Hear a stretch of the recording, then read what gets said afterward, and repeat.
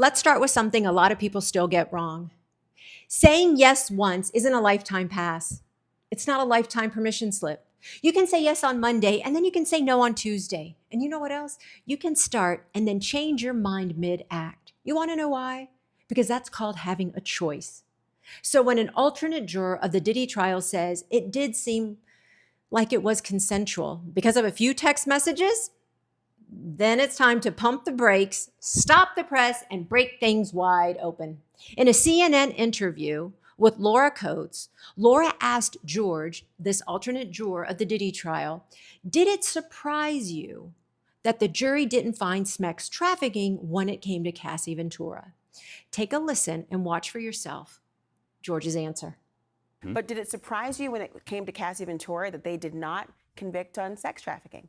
No, I don't. I think it was a difficult thing to prove, and I think there was always some doubt, whether, because I think what the judge says, it has to be forced, and I think the defense did show some messages where it didn't seem that it was forced. Oh, her text messages when she talked about it. Yeah. That was really important to you to consider. I think that was one aspect. Yes. Did that make you feel that it was consensual? It did seem like it. Yeah. Talk to me about Jane. Even in the videos and everything seemed very consensual. Really? Yeah.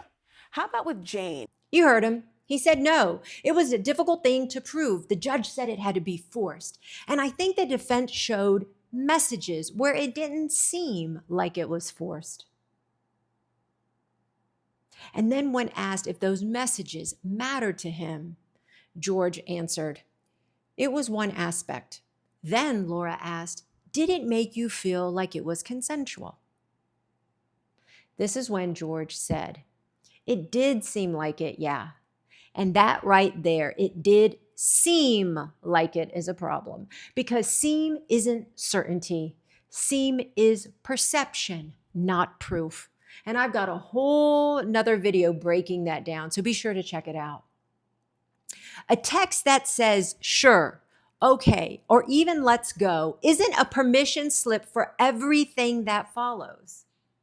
Consent can change, and it must be checked, not assumed, especially when there's a power imbalance, financial control, ongoing trauma, or drug use involved. Because here's what people forget.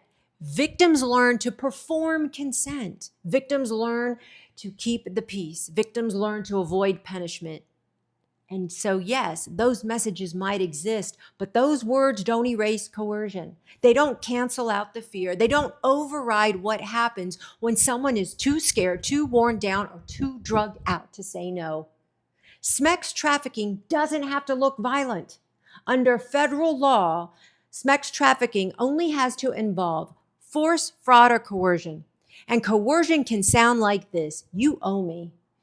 After everything I've done for you, and you're nothing without me. Or it can be silent.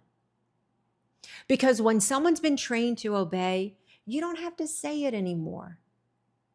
When George, the alternate juror of the Diddy trial, says it did seem consensual, he's not showing legal clarity. In my opinion, he's showing a lack of understanding of trauma, control, and real-world coercion. Consent isn't just the absence of a no. Consent is about the presence of a clear, of a willing, and of an unpressured yes each and every time. And you know what? That yes can't be forced. That yes can't be coerced. And that yes can't be said under the influence of drugs or alcohol. I'm Blanca Cobb, an internationally recognized body language expert with a master's degree in psychology. Like, follow, subscribe, and share this video to keep the conversation going. That a yes isn't a lifetime pass of yeses. You have got to get a clear yes every single time, period, point blank. And I'll see you in the next video.